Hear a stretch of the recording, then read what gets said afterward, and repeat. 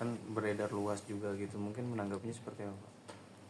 Kalau Densu sama Farhat, mohon maaf, ketika rekaman itu ada, saya nggak di sana. Jadi saya nggak tahu, pertama nih, saya nggak tahu rekaman itu asli atau enggak. Ya kan, bener nggak yang di ngomong seperti itu. Jadi kalau saya mengomentari sebuah bahan yang menurut saya masih abu-abu, ya kan, itu nggak etis lah. Situ. Tapi udah dikonfirmasi sama Denny Sumorgo itu asli, artinya percakapan itu 2 bulan lalu, artinya udah asli. Nah, melihat isinya seperti apa, mungkin kalau melihat statement di dari dalam, Densu. artinya terlihat di situ terkesan Densu dan Farhat sama-sama justru memojokkan Novi gitu. Kalau Justru saya lihat tidak. yang menyebarkan video itu mungkin intensinya, motifnya itu kasihan sama Novi, biar Novi tahu siapa musuh dalam selimut. Ya kalau dugaan saya ya seperti itu. Tapi katanya Pak Pinlim juga pernah ketemu sama Pablo ya di Puri. Oh iya pernah. Itu Di McDonald. Iya, itu pembahasan tentang apa sih? Jadi kita membahas di situ upaya perdamaian sebenarnya. Pertama kali itu sebelum menjadi kisruh ya. Upaya perdamaian, saya bicara sama Bang Farhat untuk duduk lagi ke meja perundingan. Si Pablo akan bicara dengan si Novi untuk ketemuin kami dan bicara tentang mediasi. Tapi saya heran, setelah itu beberapa hari kemudian tiba-tiba saya langsung dilaporin dulu tuh. Ingat ya yang dia ketemu Hotman, terus tiba-tiba dia laporin saya dengan alasan pencemaran nama baik toh. Nah, saya melihat lah kalau lu udah lapor polisi, apalagi perlu mediasi. Berarti kan lu kagak ada niat baik. Ya udah saya lanjut. Di situ, Mas. Jadi pertemuannya membahas tentang rencana mediasi awalnya. Berarti rencana tersebut sampai saat ini juga akhirnya tidak jadi ya Bang untuk mediasi ataupun sebagainya? Enggak pernah, karena saya sejak itu tidak pernah meminta adanya mediasi dan tidak pernah meminta maaf dan tidak gentar atas serangan hukum apapun yang dilontarkan pihak lawan. Tapi kan dari pihak Pablo sendiri dia sudah mempublish bahwa maaf apa yang itu mengosak-katakan itu hanya membalikkan fakta dengan fakta-fakta yang bukan ahlinya. Pendapatnya gimana? Ya itu kan menurut dia. Kalau membalik itu kan opini dia, boleh aja dia opini kayak gitu. Nanti dia ada tikus mati di depan rumah dia, dibilang gue yang racunin. Opini dia, udah biarin aja, lu buktiin lah di situ kan. Simple kok, nggak perlu ditanggapin yang sesuatu yang sudah nyata, jelas cuma opini. Ya apalagi opini dari orang-orang yang nggak paham hukum. Itu Mas. Yang di dalam isi percakapannya Densu dan juga Farhat itu kan ada percakapan yang bilang meminta Bang Farhat itu menyelidiki yayasan Novi itu, maksudnya benar atau enggak gitu, gimana sih Bang? Mungkin tanggapannya? Ya memang dari awal semua juga pasti curiga, ya kan dan sekarang kan terbukti. Dia bilang kan, kenapa kok saya menanyain tentang asal usul duitnya? Dia YouTuber terkenal kok ada banyak duit. Lah buktinya Densu dan Pablo dua-duanya sama-sama punya channel YouTube. Dan mereka aja kaget bagaimana duitnya dari mana. Di situ. Jadi hal normal kepada saya pengacara lawan menanyakan kepada dia, "Uang lu dari mana?" Dari A, dari B, dari C, dari D, ya kan? Cuma saya represi kan. Karena saya berani, saya bilang dari melacurkah, dari apakah? Kenapa saya bilang dari melacurkah? Dugaan ya. Saya nanya apakah dari melacur, ya kan? Karena ada foto dia sama Om-Om. Dan foto itu cuma satu dari beberapa foto yang jatuh ke tangan saya. Ya, jadi kalau dia bilang cuma sekali ketemu, bullshit. Saya ada foto lain lagi di mana Pak HK itu pakai bajunya berbeda, di tempat yang berbeda sama si NP dengan pose yang lebih intim. Jadi normal dong.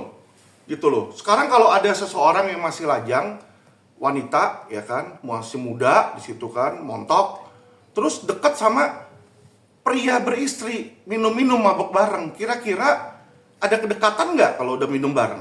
Pasti ada kedekatan toh, apalagi dia punya istri, punya anak.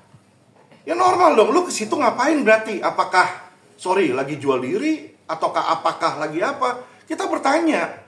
Nah, saya lontarkan kepada Novi kalau dia bilang, "Kenapa lu nggak ketemu langsung sama gua?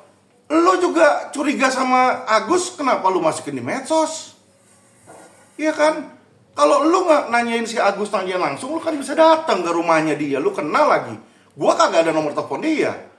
Ya kan, masa lu boleh pakai medsos, gua nggak boleh pakai medsos?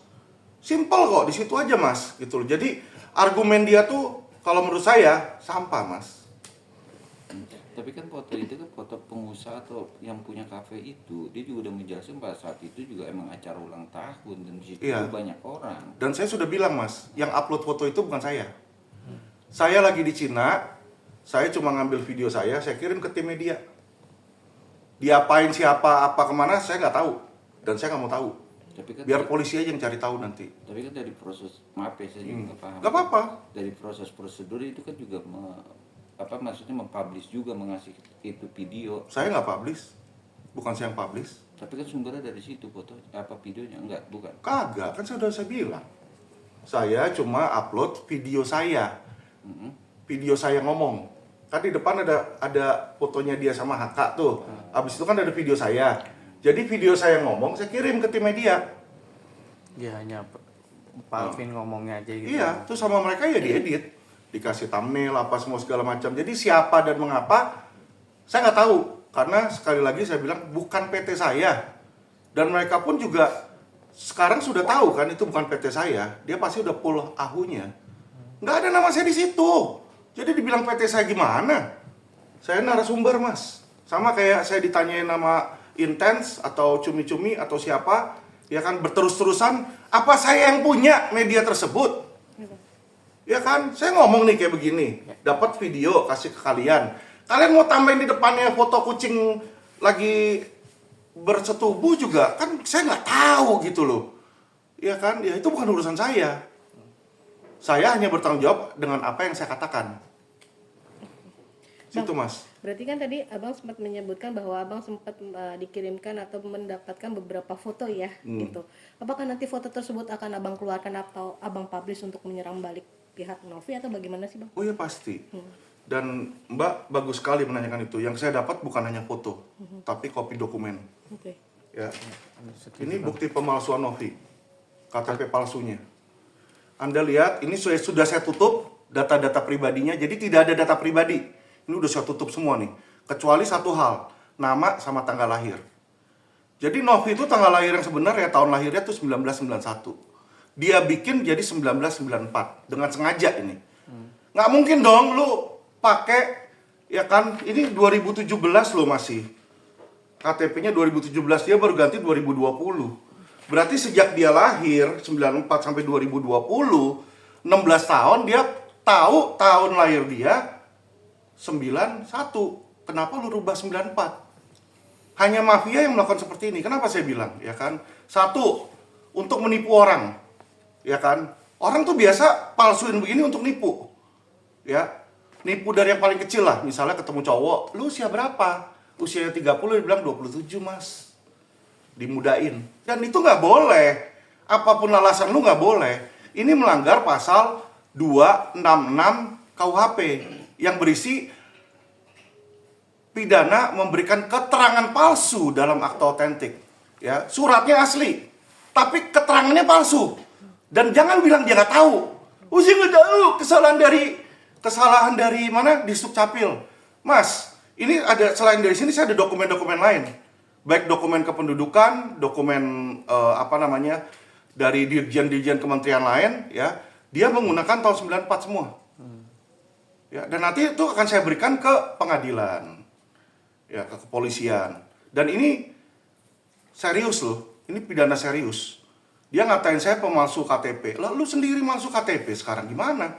Ya kan, belum ada yang laporin kan? Gua akan laporin. Di situ simpel kok. Lu laporin pasal ece-ece, pramugari lah, apa segala, nggak masalah. Saya cuma tinggal nunggu satu surat lagi dari kementerian menyatakan bahwa tahun lahir dia adalah 91. Kalau secara online saya udah dapat. Secara online saya udah dapat. Kalau lu tahu 91, ini dicetak 94, feeling saya ini palsu. Kenapa? Ya, menurut saya ini palsu. Pertama, nicknya 91. Jadi nick itu, Mas, ya. Nick itu ada kodenya. Kode awal 3 digit, provinsi 3 digit, mana di situ. Habis itu tanggal, bulan, tahun lahir. Ya kan, kita tahu semua kita punya begitu. Ya. Nah, dia ini 94, tahun lahirnya 91. Di situ. Jadi ini udah kelihatan jelas dan nyata sekali dilakukan dengan kesengajaan. Nah, inilah contoh orang ya. Makanya kenapa saya pertanyakan, semua saya pertanyakan. Ada izin nggak, ada ini nggak, ada ini. Ya kan? Dan ini konsekuensinya bukan cuma saya bisa menjerat Novi loh. Semua lawyer Novi bisa saya jerat. Karena kenapa? Dia bikin surat kuasa nggak? Pakai KTP nggak bikin surat kuasa? KTP mana yang dipergunakan? Apakah KTP palsu? Kalau KTP palsu yang dipergunakan, semua lawyer itu ikut serta Jungto 55 dalam penggunaan. Jadi pasal 266 itu ada 2 ayat. Satu pembuat, kedua itu pengguna, pemakai. Ya, lawyer itu dia make. Jadi kalau digunakan dengan ini, ya kan surat kuasa itu batal dan mereka itu semua kena jerat pidana. Ya, jadi saya bisa laporkan tuh semua dari Setara Institut dan lawyer-lawyer dia yang lain. Ya, tapi saat ini saya belum ke sana. Saya masih mau jerat Novi aja. Jadi saya mau fokus. Saya juga nggak mau menciptakan kesenjangan antara sesama rekanan. Saya yakin rekanan-rekanan lawyer kayak Pak Herwanto, ya Pak Coki, ya kan, mereka nggak tahu lah bahwa ini palsu. Saya anggap kalau dia tahu dan dia sengaja gunakan kan berarti dia cari mati. Jadi saya anggap dia nggak tahu. Jadi saya anggap dia lalai. Udah, saya nggak mau perkarakan. Kalau ada orang yang mau laporin mereka silakan. Alvin tidak akan. Tapi Alvin sendiri Iya. setelah misalnya selesai mengumpulkan semua bukti Iya. bahwa Novi memalsukan tanggal lahir ataupun niknya, langkah hukum apa yang bakal diambil, Pak? Lapor polisi langsung. Lapor polisi karena kalau udah dapat dari kementerian ini sudah cukup jelas. Ya kan? Mau apa lagi? Di situ. Dia mau ngelak, ya kan? Paspor dia aja juga tahun 94. Mau ngelak lagi? Dokumen yang lain AHU apa semua segala macam 94. Gak bisa ngelak dia. Ya, dan itu sudah memberikan keterangan palsu dalam akta otentik. Bukan cuma di KTP, di paspor juga. Saya ada kopi paspornya, tapi saya rasa teman-teman media nggak perlu publish lah di sini. Ini cuma buat supaya teman-teman tahu betapa saya itu menginvestigasi sampai mengumpulkan data-data supaya data-data itu tidak, ya kan, supaya masyarakat tahu gitu loh. Ini siapa sih yang mereka hadepin? Ya kan, apakah ibu yayasan bener ataukah ini mafia atau apa? Kan kita mau tahu, namanya kita dikasih kuasa untuk menyerang lawan. Nih ya Mbak, nggak usah di videoin. Ya, kelihatan nggak tahun lahirnya? Ya, kelihatan ya, 94 ya, paspor nih. Paling bicara yayasan, tapi kan berapa minggu yang lalu si Novi sendiri sudah nonaktif di yayasan sendiri. Paling bersikeras untuk apakah ini yayasan, Emang larinya ke sini Paling dengan berkata bahwa saat ini si Novi sendiri sudah nonaktif. Gimana nih melihat dari pandangan? Jadi sebuah kasus itu dilihat dari kapan kejadian itu ada. Betul. Ya, ada TKP, ada locus delicti dan tempus di situ ya. Itu selalu polisi tanyakan dulu kejadiannya kapan, di mana, tanggal berapa, ada siapa di situ. Jadi yang bertanggung jawab bukanlah ketua yayasan yang baru, tapi ketua yayasan yang lama. Di situ, secara hukum ya. Di situ, jadi makanya gugatan kami juga menggugat. Minggu depan kami masukkan gugatan kami terhadap Novi dan yayasan. Dan pun juga Agus melaporkan inisial G ke Polda atas penipuan dengan kata dia merasa lawyer. Nah, Bang Lini sendiri melihatnya gimana? Kalau Lini sendiri? Ya itu penipuannya masuk mas. Saya juga kemarin pernah ngelaporin seseorang oknum, kalian lihat deh, yang berinisial NR di detik.com, di mana tuh masuk Kompas ya. Dia juga gitu, mengaku lawyer, dia belum lawyer. Akhirnya dia jadinya Markus kan di situ kan. Nah, tindakan dia merugikan orang lain itu lapor, kena dia penjara, vonis bersalah. Dia pun juga dia masih ada sangkut pautnya dengan yayasan itu. Masih dong, karena pas kejadian itu diambil, menurut keterangan Agus, yang bujukin, yang ngepush itu si Gary ini sama si Novi. Jadi nggak bisa dia dilepaskan dari situ. Ya, karena ketika pas kejadian, saya ngomong netral aja gitu. Kalau dia nggak ada di situ, dia nggak bisa dilaporin. Dia ada di situ kok. Dengan alibi bahwa duit itu ditaruh di yayasan biar aman dan kapan mau diambil bisa, tapi pada saat ini juga Agus ngeluh tidak ada titik terangnya. Ya itu Pak? tipu gelap, Mas. Penipuan itu kan jelas modus kebohongan, rangkaian kebohongan. Rangkaian itu lebih dari satu di situ. Jadi kalau saya lihat dia satu sudah ngebohongin Agus bahwa dia lawyer, ternyata bukan lawyer. Simpen nanti mau dikasih, dia minta buat pengobatan dulu 200 juta nggak keluar. Itu kan kebohongan-kebohongan itulah rangkaian ya yang menimbulkan kerugian. Kerugiannya ya Agus dirugikan 1,3. Makanya kita juga gugat secara perdata. Pak Alvin, mungkin update soal laporan Pak Alvin yang di Mabes sama yang di Polda gitu. Mungkin sejauh ini